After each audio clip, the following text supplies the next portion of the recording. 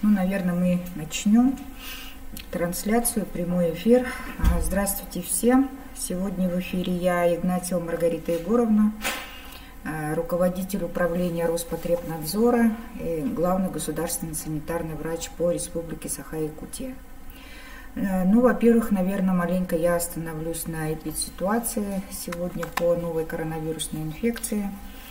У нас в Республике Саха-Якутия ситуация по новой коронавирусной инфекции остается напряженной. Вообще на сегодняшнее утро у нас зарегистрировано 13 208 случаев новой коронавирусной инфекции. Это в городе Якутске и уже во всех 34 районах нашей республики. За последние сутки было зарегистрировано 185 случаев, в том числе 34 носителя. Ну, мы вам уже докладывали о том, что с 19 октября у нас по Российской Федерации в целом, и в том числе у нас в Якутии, началась новая регистрация статистических данных, то есть туда включаются у нас уже, кроме заболевших с клиническими проявлениями, еще и носители. Поэтому у нас по итогам прошлой 43-й недели у нас чуть повысился уровень заболеваемости регистрируемой. И в частности, вот, например, за вчерашний день по городу Якутску 102 случая зарегистрировано, в том числе 14 носителей. В Алданском 1 носитель, в Алдалайховском 5 случаев, в том числе 2 носителя. В Амге 3, в Булунском 3, в Вилюйском 3, в Горном 2. В Жиганском 1, Кобяйском 1, в Ленском 2 случая, в Мегино-Кангаласском 4, в Мирнинском 3, в Момском 1 и в Намском 5, в том числе 1 носитель. В Нюрингринском 16, в том числе 7 носителей.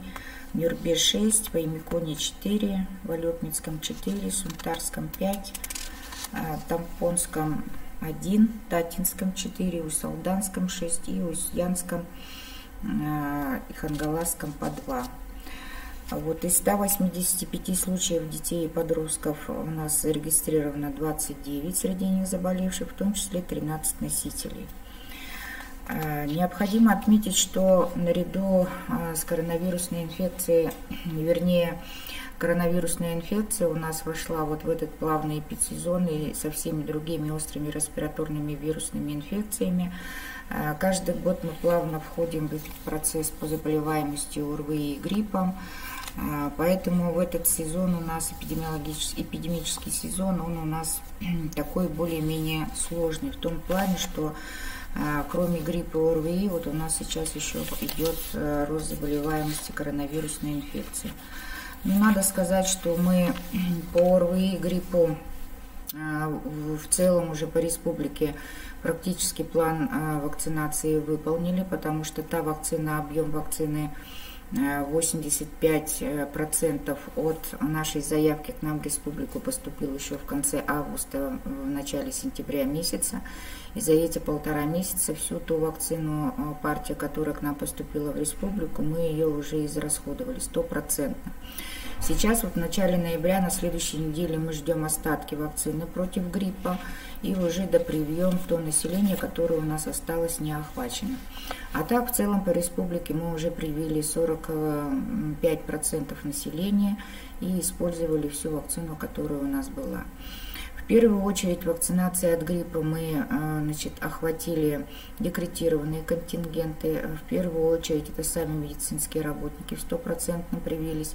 Это педагоги и работники образования, это работники социальных служб, это работники сферы жилищно-коммунального хозяйства, это вот газовики и другие декретированные контингенты. И, конечно же, в первую очередь это дети наши, которые организованы, особенно которые посещают детские сады, школы, и люди старше 65 лет.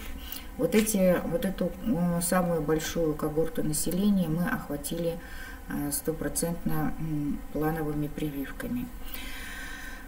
Что еще хотелось бы сказать, что, конечно, сейчас, когда идет такой большой наплыв людей, которые связывают свое заболевание, может быть, и они не знают, что это у них, острая респираторная вирусная инфекция или ковид, поэтому есть некоторая напряженная ситуация по заболевшим, потому как люди недовольны, население у нас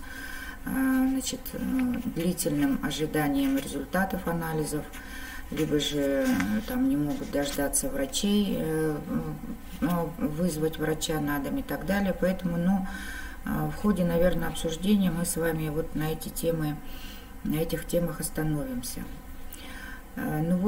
Поступил первый вопрос, и, он говорится, будут ли вводиться ограничительные меры.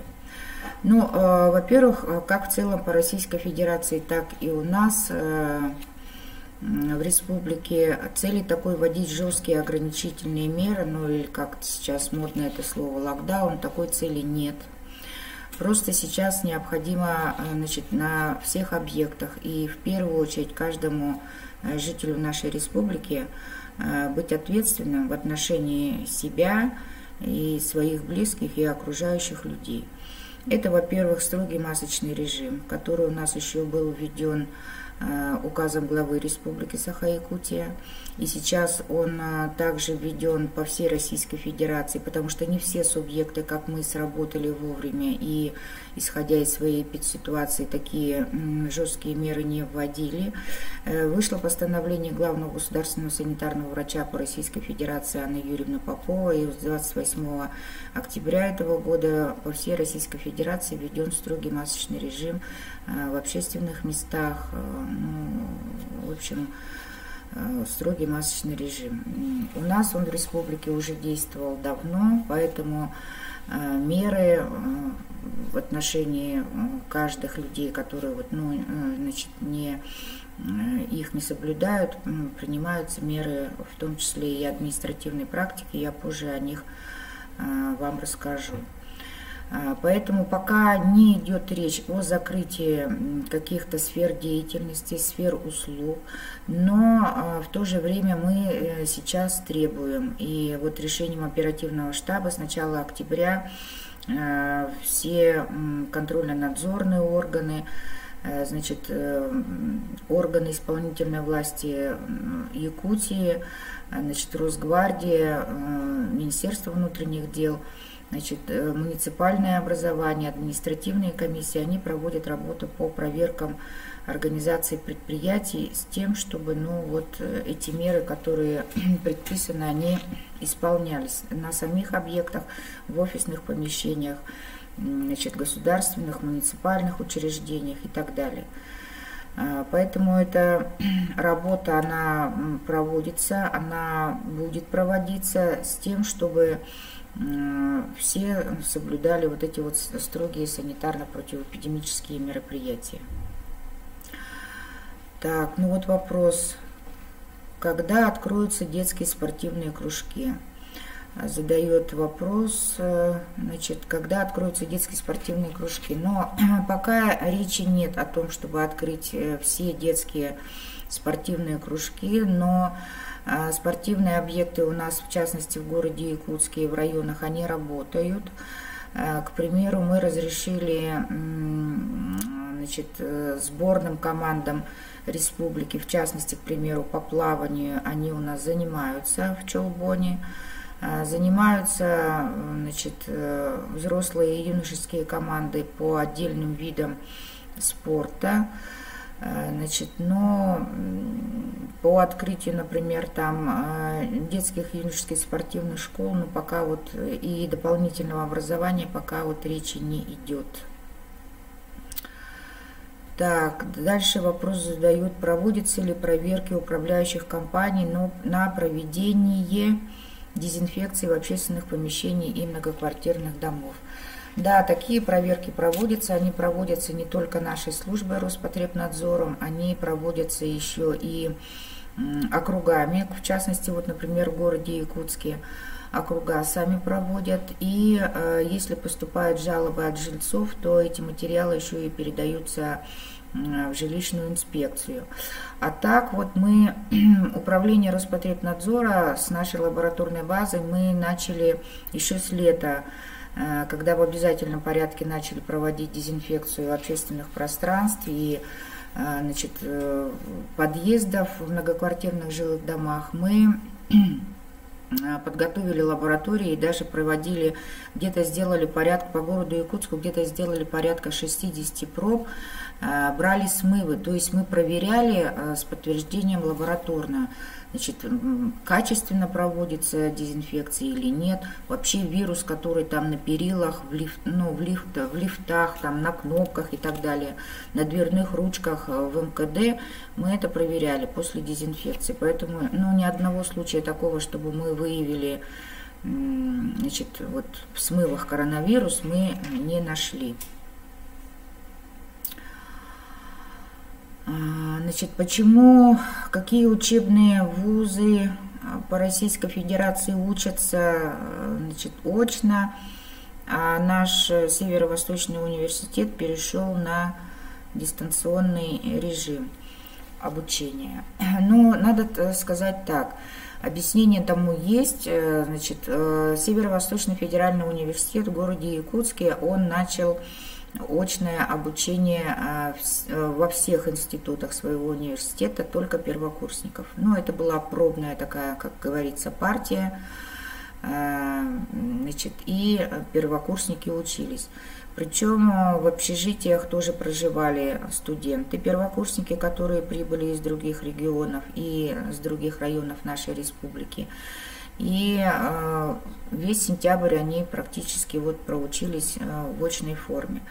Но так как там пошли, значит, случаи заболевания как среди студентов, которые проживают отдельно в городе Якутске, так и единичные случаи среди студентов, которые проживают в общежитиях университета, поэтому, значит, ректором, самим университетом было принято такое решение, что перейти пока на дистанционный формат обучения. Поэтому первокурсники всех институтов университета тоже перешли на дистанционный формат. Те ребята, которые студенты, первокурсники проживали, значит, в студенческих общежитиях, они некоторые разъехались, некоторые находятся там. Вы знаете, что нам в городе Якутске требовались дополнительные стационары инфекционного профиля, в том числе под провизорные отделения и инфекционные отделения конкретно под ковид, поэтому, значит, два корпуса общежития 9/1 и 9/2 сейчас они вот заняты под такие вот стационары, и там проводится сейчас лечение заболевших людей. Какие меры предотвращения ковида принимаются в аэропорту? Ну, я так понимаю, что, наверное, говорится, речь идет об аэропорте города Якутска. Дежурят ли там сотрудники Роспотребнадзора? И так, ну что надо сказать? Помните вы все нашу историю, да, когда коронавирус пришел к нам не только в страну, и в нашу республику. Мы буквально с 1 января 2020 года, Роспотребнадзор я имею в виду, мы начали дежурить, проводить сплошную двойную термометрию, во-первых, всех прибывающих рейсов международных. Затем, когда обстановка обострилась в целом по Российской Федерации, и Москва, там центральные города, Москва, Санкт-Петербург, там Новосибирск, к примеру, Хабаровск, мы уже встречали рейсы, которые внутрироссийские были. Проводили тоже сплошную термометрию, поэтому наши сотрудники Роспотребнадзора, они буквально по июль месяц, они в круглосуточном режиме работали в аэропорту города Якутска, как в российском терминале, так и в международном терминале. Когда летом пошел спад заболеваемости в целом по Российской Федерации и были прекращены международные авиалинии с другими странами, ну, как бы страна закрылась, начались только вывозные рейсы из других стран, россиян наших, то, значит, мы сняли круглосуточное дежурство с аэропорта Якутск, и сейчас там наши сотрудники в круглосуточном режиме не работают. Но надо сказать, что мы время зря не теряем, и вот по национальному проекту, по национальной программе Росграница в рамках реализации этой программы по всей России к нам в Республику Саха-Якутия буквально вот в конце сентября поступило 2, наконец-то, стационарных тепловизора, которые мы вот на прошлой неделе, значит, установили их, согласовала я, значит, таможенники, Росграницы, все мы вместе сообща там провели работы, установили это в международном терминале 2 стационарных тепловизора. Вчера буквально мы там были, мы сделали приемку, значит, провели вот замеры, ну, из числа сотрудников аэропорта, там человек 10-15 мы собрали и, значит, попробовали, как это вот работает. Ну, тепловизоры очень такие, как сказать-то, хорошо выявляют лиц, которые там проходят. Это лицо можно по компьютеру потом отследить, по, значит, фотографию распечатать у человека, у которого температура выше 37 градусов. Поэтому, ну, тепловизоры у нас будут. Мы будем готовиться к тому, что надеемся на то, что, ну, когда ситуация в целом по стране она улучшится, будут открыты международные авиалинии, и мы уже не будем терять, вот в самолете, вы помните все, да, товарищи, ну, уважаемые якутяне, как наши специалисты санитарно-карантинного пункта проводили термометрию бесконтактную передвижными, значит, тепловизорами, и в самолете мы сидели, ожидали более получаса, поэтому этого теперь не будет. Будете проходить границу, уже тепловизор установленный, вот подвешенный к потолку, он уже будет сам отслеживать за проходящими людьми. Так, здравствуйте. У нас во дворе стоит алкогольный ларек, до жилого дома меньше 100 метров. Разве это допустимо? Ну, необходимо отметить, что, уважаемая Елизавета, что лицензию на розничную продажу алкогольной продукции сейчас выдает Министерство предпринимательства.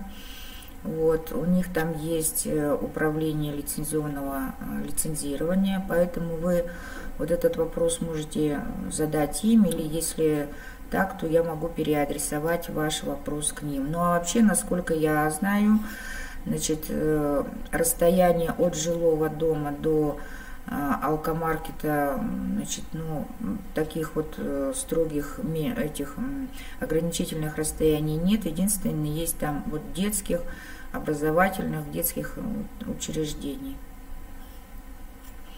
Здравствуйте. Почему, когда весной объявили карантин, все закрыли, всех посадили на карантин?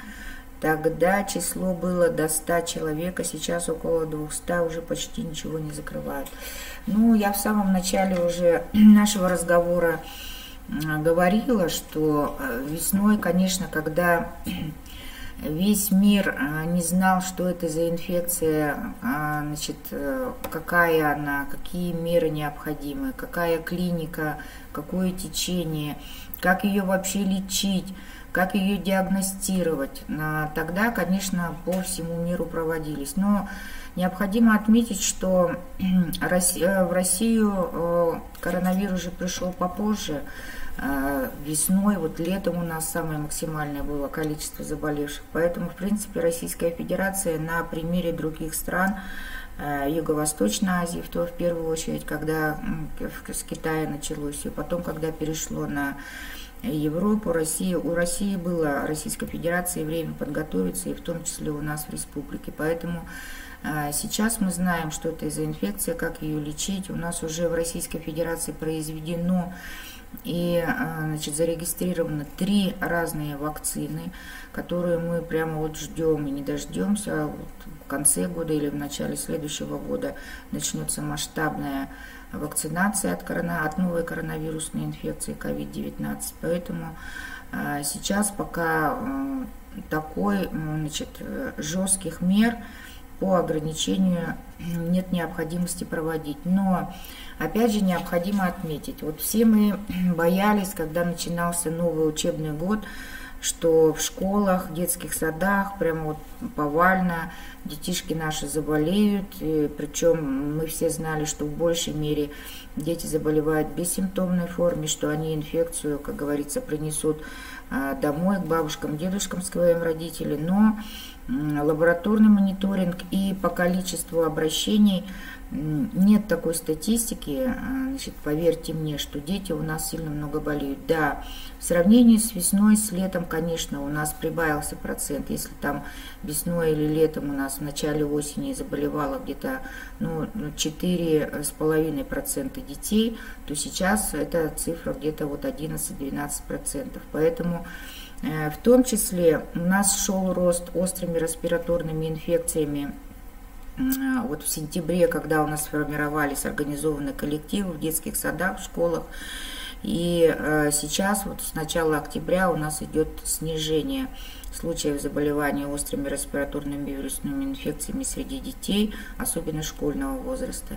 И я полагаю, что сейчас, когда у нас начались каникулы вот в течение этой недели, и продлятся они в основном, как по нашей рекомендации эпидемиологов, на 2 недели, это нам вот разобщение поможет эту заболеваемость свести на нет. Так, у нас дома человек в коме, инвалид 1 группы. При вызове врача на дом мы столкнулись с вопросом, почему я должна к вам часто ходить, сколько раз мы имеем право вызывать врача. Ой, послушайте, Алена, я вот по этому вопросу вам, советую обратиться на горячую линию Министерства здравоохранения. Конкретно вы скажите фамилию, имя, отчество больного человека, инвалида, тем более 1 группы, домашний адрес и все такое. Я думаю, что министр здравоохранения в этом случае сама разберется и направит туда, спросит с поликлиники, в чем дело, потому что такие моменты не должны быть, конечно. Добрый вечер. Допускаются ли в местах общественного питания мягкие диваны? Такого запрета, прямо то, что теперь, когда у нас во всем мире, у нас в России, в том числе в Якутии, есть коронавирусная инфекция, это не значит, что мы должны во всех общественных местах затянуть мебель, как говорится, кожей или там дермантином. Конечно, должны быть поверхности, которые, хорошо обрабатываются, но я полагаю, что в уважающем себя пункте общественного питания какие-то меры предпринимаются по дезинфекции, в том числе мягких диванов, потому что, сами представьте, что это будет, если у нас в каждом ресторане будут стоять вместо стульев, табуретки, да?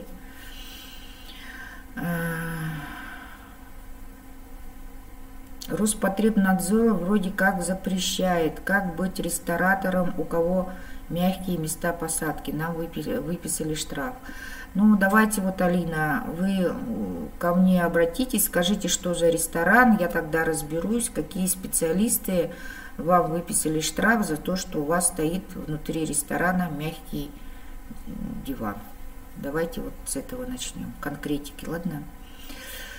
Так, ситуация в Алайховском районе ухудшается. С каждым днем в Чукурдахе нет возможного своевременно выявлять заболевших, так как на анализы направляют в Якутск.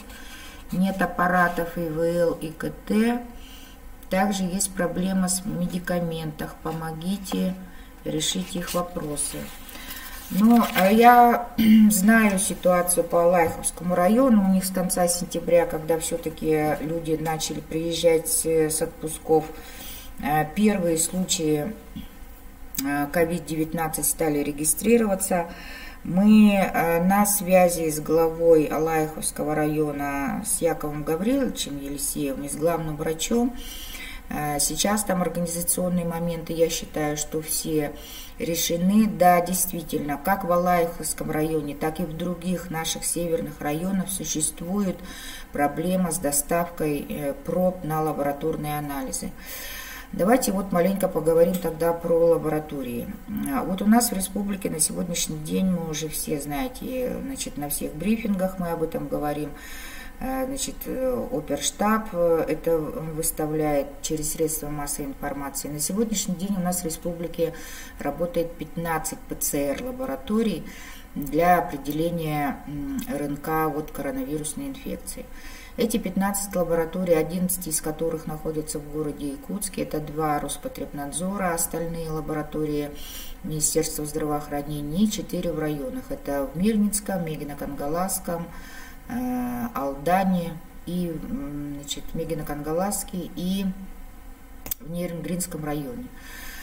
Так вот, эти 15 лабораторий проводят на сегодняшний день максимум, практически в круглосуточном режиме, и 7 дней в неделю они у нас проводят уже больше 6 тысяч исследований. Больше действительно эти лаборатории уже не могут, потому что это ПЦР-лабораторное оборудование, амплификаторы бывают разные там. Это вот такая большая чашечка, в которой там, к примеру, самое максимальное 96 лунок. Из этих 96 лунок это 3, такие, которые, проверочные, будем так говорить, и остальные 93. Поэтому в сутки возможно 4 раза загрузить вот эту вот ПЦР-лабораторию. Поэтому 6 тысяч исследований в сутки это максимум. Да, у нас были в начале октября, когда у нас пошел рост заболеваемости практически во всех районах, когда районы вы начали нам направлять по 300, по 200, по 100 проб ежедневно, конечно, лаборатории захлебывались. И было, ожидание результата от 8 до 10 дней. Это касалось в том числе и Алаиховского района, или, к примеру, как было в Жиганском районе, когда неделю там, была непогода и самолет не мог вылететь, там, конечно, люди ожидали долго. Поэтому для того, чтобы, во-первых, разгрузить лаборатории, сейчас уже Министерством здравоохранения, правительством республики были выделены деньги, и Минздрав будет закупать еще 2 ПЦР-лаборатории для Вилюйского района и для Мегино-Кангаласского района, у которого на сегодняшний день амплификатор стоит Нюрбинский. Поэтому в Нюрбу это будет возвращено оборудование, и в Мегино-Кангаласском и Вилюйском районе будут закуплены. Кроме того, хочу сказать, что когда на прошлой неделе к нам приезжал полномочный представитель Дальневосточного федерального округа Трутнев Юрий Петрович, глава Республики Саха-Якутия, тоже поставил этот вопрос, и мы сказали, что все-таки для того, чтобы хотя бы вот по труднодоступным северным отдаленным районам у нас количество дней было хотя бы 3 дня, с учетом транспортировки день и сутки бы делался анализ, то, конечно, нам необходимо еще оснастить еще дополнительным ПЦР-оборудованием хотя бы те отдаленные районы, центральные районные больницы, где вот это есть. Вторая часть, над которой мы все думаем, мы это вот Роспотребнадзор, Министерство здравоохранения, в первую очередь правительство республики, с тем, чтобы сейчас изменить маленечко методику. Если раньше официальный диагноз ставился только после положительного результата ПЦР исследований, то сейчас это еще есть другие виды исследований. Это, например, иммунохроматографический анализ, который выявляет антиген. Тоже это берет мазок, и буквально там через 10-15 минут это делается. Для чего это мы разрешаем сейчас? Для того, чтобы не было ожидания долгого, и чтобы сейчас буквально, к примеру, уже определить, человек уже у него есть антиген или нет, заразен он или нет, больной он или нет, чтобы быстрее, началось его лечение, там, госпитализации и другие противоэпидемические мероприятия внутри очага коллективного, либо же в семье. Поэтому будет сейчас Министерством здравоохранения выпущен приказ, где определены контингенты, которым будет ставиться диагноз по итогам ИФА и этого ИХА метода лабораторного исследования. Так, дальше.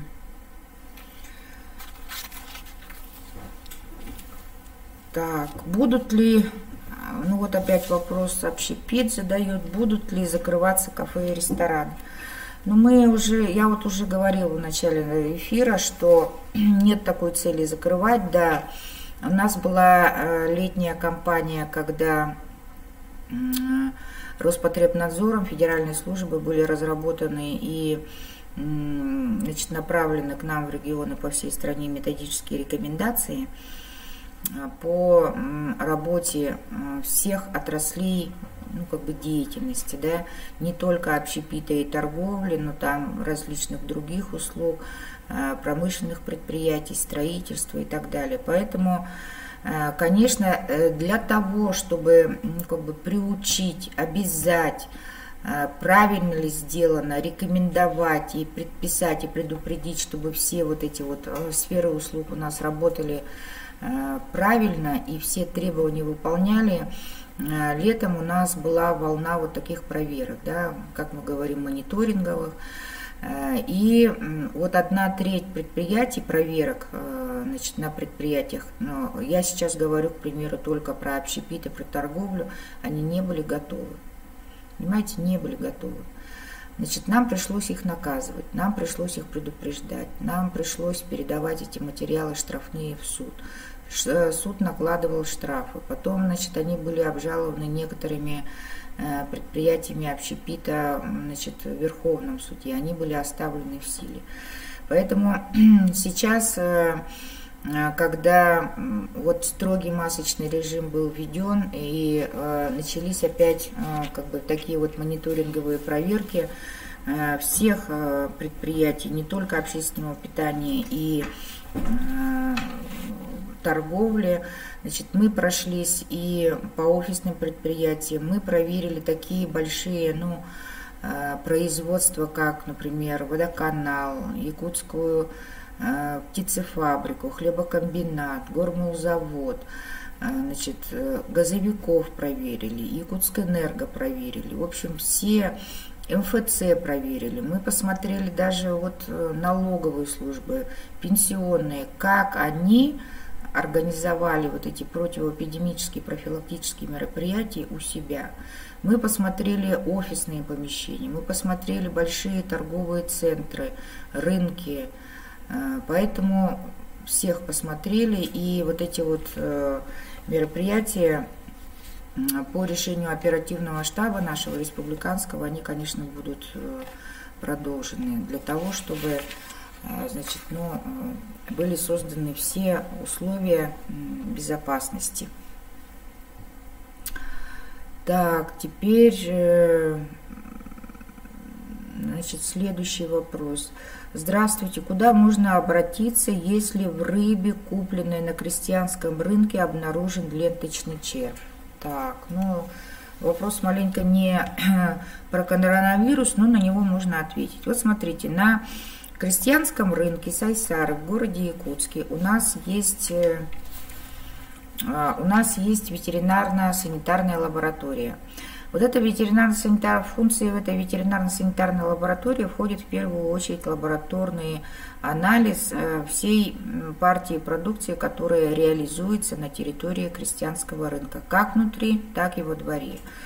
Поэтому я полагаю, что, ну, из требований технических регламентов, например, там допускается какой-то процент, значит, когда может быть обнаружен, да, вот, значит, в рыбе, значит, паразиты. Но я думаю, что вам необходимо, если вы запомнили место, значит, у продавца, который вы купили, во-первых, обратиться к продавцу и сказать, что, значит, с претензией, либо же обратиться к нам в управление Роспотребнадзора, и мы уже там сами за вас, ну, проведем свое расследование, выясним в лаборатории, эта партия, например, того же карася, или я не знаю, что вы там, какую рыбу купили, была ли проверена, и стребуем у продавца там документы сопроводительные и примем какие-то меры реагирования. Так, дальше вот у нас есть вопрос. Перейдут ли все на удаленку?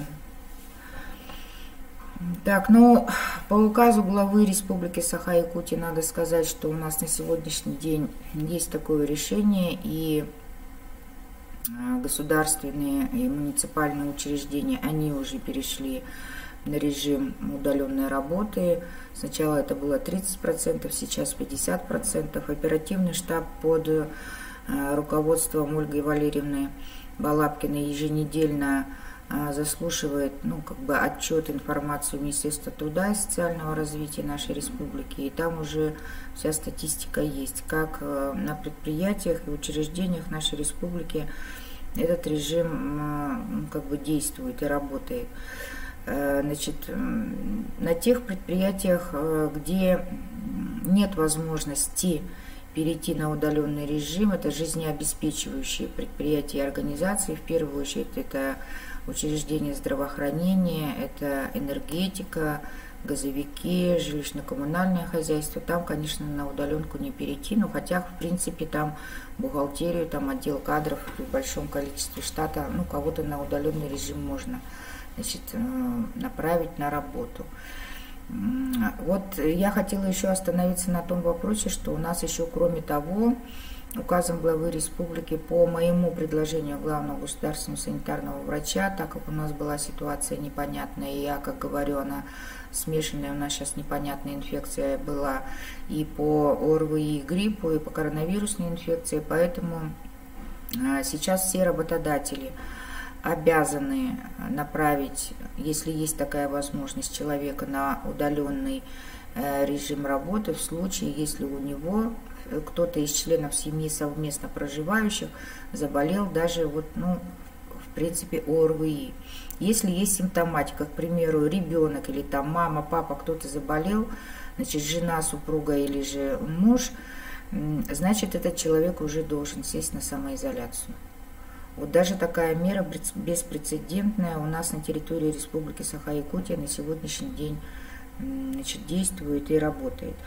Поэтому, значит, если это частное какое-то предприятие и нет возможности этого человека по роду его деятельности перевести на удаленный режим работы, значит, как-то там на договорных основах они уже должны предоставить этому человеку либо же там отпуск, либо же дни в счет отпуска.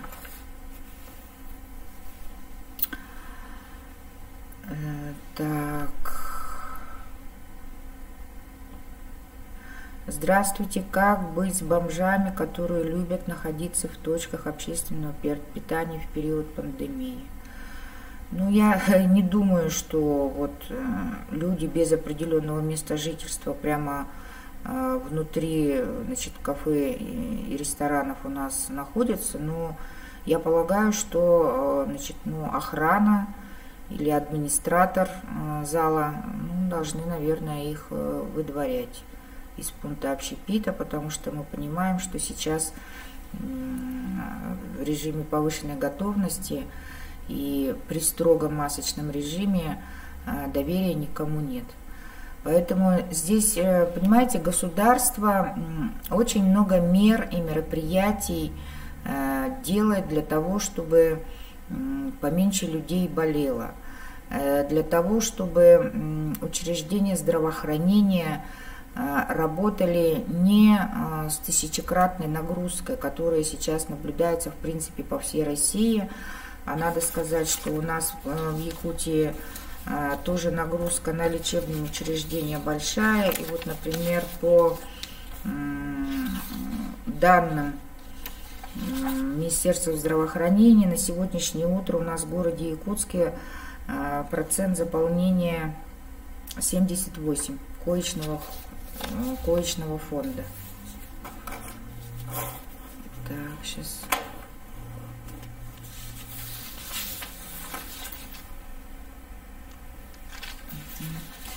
А по республике почти 50%, 48,5%. Поэтому для того, чтобы здравоохранение у нас работало без надрыва и не было очередности для госпитализации действительно тяжелым больным, вот нам надо всем очень ответственно, прежде всего, всему населению, всем гражданам нашей республики, надо относиться организованно и ответственно к своему здоровью.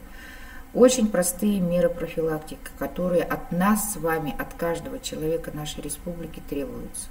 Это строгий масочный режим в общественных местах. Это перчатки это гигиена рук постоянная. И это социальное дистанцирование. Вот многие сейчас правовые нигилисты, они, особенно молодежь, они не верят в эти маски. А маски – это очень самая эффективная мера профилактики, не заразиться. Потому что, вот смотрите, когда два человека встречаются без маски, там максимальная вероятность заражения. Если болеющий коронавирусом без маски, а вы в маске, это тоже высокая вероятность заражения. Если больной коронавирусом в маске, а вы здоровый, считаетесь здоровым человеком без маски, это средняя вероятность заражения. И когда болеющий человек или носитель уже, или бессимптомный, и вы в маске, это минимальная вероятность заражения.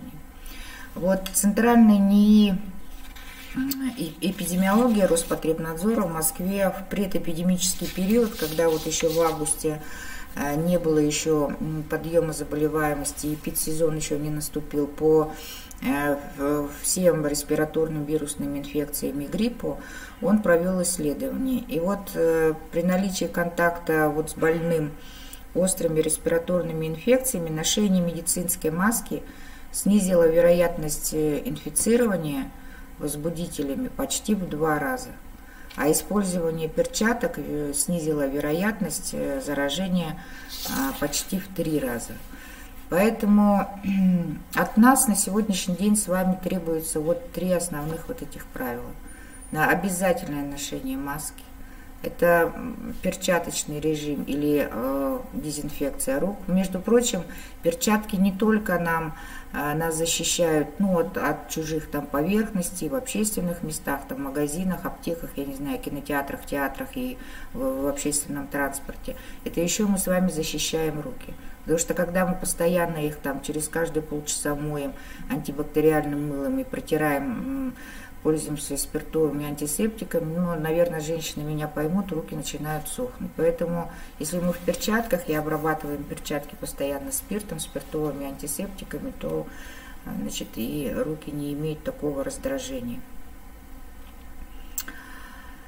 Так, следующий вопрос. Так, будут ли закрывать сады и школы?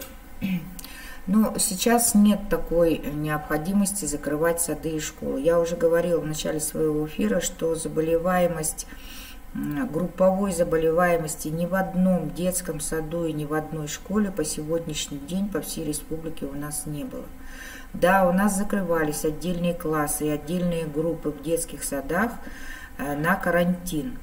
В связи с тем, что там ребеночек заболевал или воспитатель, например, группы или учительница в каком-то из классов или школы. Да, у нас были такие прецеденты, к примеру, в Нюрбинском районе, когда на дистанционный режим обучения, после того, как у них пошла в середине сентября высокий уровень заболеваемости в городе Нюрбе, значит, все школы Нюрбинского района были переведены на дистанционную форму обучения. Но того, чтобы вот сейчас прямо всю республику или там город Якутск или какой-то другой населенный пункт полностью закрыть на карантин, такой меры нет необходимости на сегодняшний день в нашей республике принимать. Так, теперь я бы хотела еще, раз пошла речь про лабораторные исследования, я бы хотела еще маленько остановиться на КТ, которые людям, так, я не знаю, нравится, не нравится, но, по крайней мере, которые, как только у них начинается симптоматика респираторная, думая, что у них коронавирусная инфекция, они, значит, сами идут, либо же требуют лечебные организации направить на компьютерную томографию. Так вот, я хочу сказать несколько цифр про КТ. Вообще, компьютерная томография – это лучевая нагрузка. Это такое же рентген-исследование, как, например, значит, обыкновенная рентгенография органов, значит, и компьютерная томография, она дает, наоборот, еще больше лучевой нагрузки. Вот один сеанс компьютерной томографии на органов, ну, легких, да, как мы сейчас население стремится это делать, оно дает годовую нагрузку лучевую, которую человек в течение года, ну, может получить. Поэтому, в принципе, как и флюорографический метод исследования, почему нам говорят, ну, флюорографию тоже вот 1 раз в год, не более, мы не требуем там 2 раза в год. Только по медицинским показаниям КТ может назначить вам врач. Но другое дело, что да, я соглашусь с тем, что у нас вот в начале октября, когда заболевание пошло наверх, мы чуть-чуть запаздывали, когда уже у человека там, значит, ну, поздно пришли анализы, у него уже началась одышка, он уже не мог там 10 секунд задержать дыхание, когда у него уже по пульсоксиметру сатурация была ниже там 95, 93,2, тогда, конечно, когда врач назначает, там уже КТ было обязательно, и там уже по КТ можно было определить, поставить диагноз коронавирусной инфекции, там пневмонии. Но я хочу вам сказать, что КТ, как и все другие рентгеновские исследования, оно не так, значит, безопасно для здоровья. Имейте в виду, что одна компьютерная томография, она вам дает годовую лучевую нагрузку. Так, когда в Ленской ЦРБ начнет работать компьютерный томограф? Ну, я вот на этот вопрос, Наталья, ответить не могу, но я его сегодня задам Министерству здравоохранения, и, ну, ответ вам дадим. Так, здравствуйте, я работник общественного питания, столкнулась с такой проблемой. Многие люди заходят в кафе без маски. При отказе в обслуживании начинают возмущаться. Самый популярный вопрос, как кушать в маске, как правильно отвечать. Отвечать надо следующее, что по всей Российской Федерации уже, и в том числе в первую очередь у нас в республике, есть строгий масочный режим. Никто не заставляет кушать человека в маске, это уже само по себе понятно. Но если у вас в кафе, в столовой, ну, в ресторане наверняка такого быть не может, существует там какая-то очередь, то, конечно, тут нужна социальная дистанция. Конечно, надо, чтобы человек там набирал еду, или в гардеробе раздевался, или там зашел помыть руки в туалетную комнату, чтобы он был в маске. Поэтому, ну, насколько я вот бываю в общественных местах там, ну, с проверкой, с мониторинговыми обследованиями, я вижу, что во многих, значит, пунктах общественного питания, в магазинах, торговых центрах стоит коробочка, и тут же могут, значит, либо бесплатно дать, либо же, значит, продать ему эту маску. Поэтому, ну, вот тут такое только.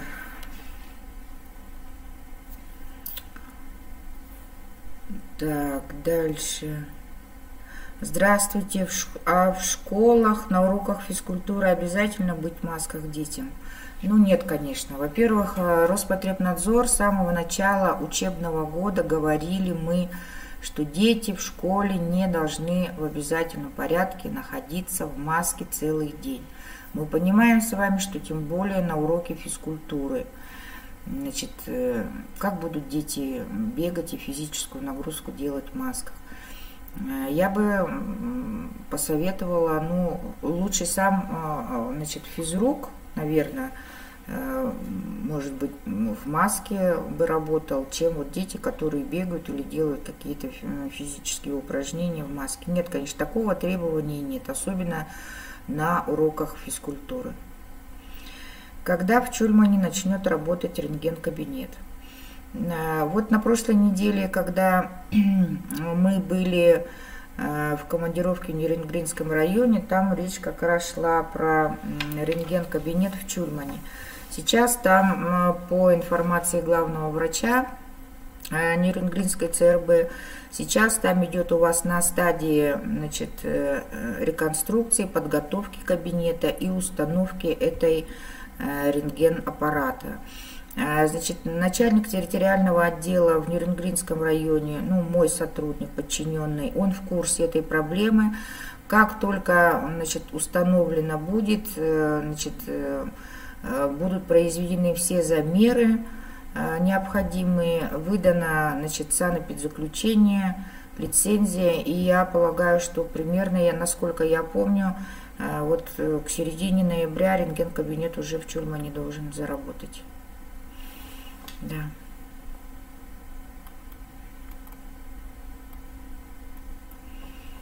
Так.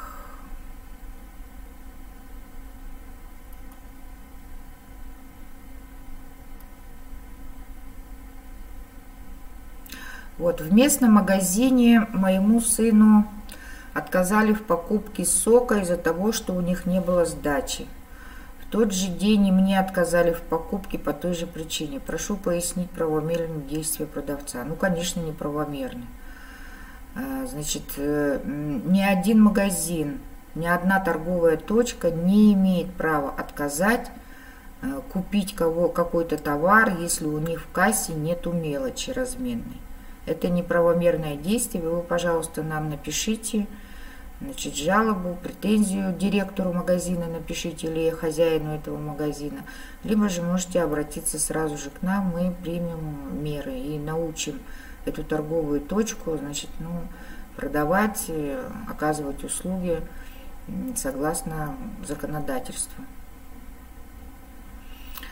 Так, Наталья, добрый вечер. Подскажите, общепитам, которым разрешено работать с 6 до 23 часов, есть ограничения по банкетам и танцам?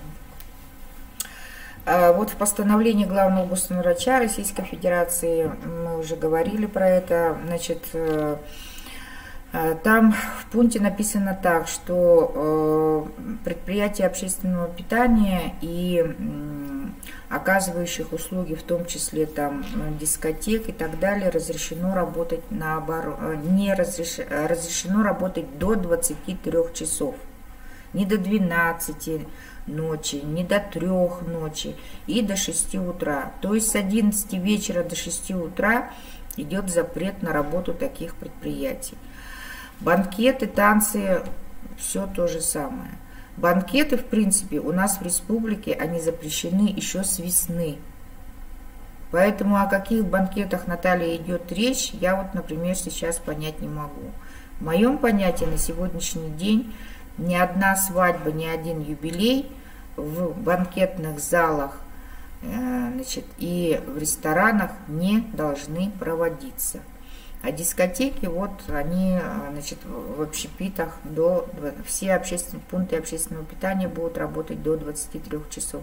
Поэтому, так как это норма новая для нашей республики, я сегодня внесла предложение главного государственного санитарного врача главе республики Саха-Якутия для того, чтобы, ну, во-первых, с тем, чтобы продлить те ограничительные мероприятия, которые у нас действовали по 28 октября, продлить их до 1 декабря, и внесла еще пункт такой вот, который прописан в постановлении главного госсанврача Российской Федерации, что пункты общественного питания работают до 23 часов. Так, добрый день, я житель Якутии, работаю вахтой в Якутии. Будут ли ограничения по заезду вахтовиков из других регионов? Из других регионов у нас ограничения как были, так и они остаются. Это все вахтовые рабочие, которые прибывают к нам в республику для работы вахтовым методом. Прибывающие из других регионов нашей страны, они в обязательном порядке приезжают сюда с отрицательным анализом ПЦР не ранее 3 дней. Здесь они перед тем, как выехать, ну, куда-то там, значит, на рабочее место, они проходят 14-дневную карантинизацию. Если есть необходимость, например, как вот сейчас в Аймяконском районе вчера был прецедент, и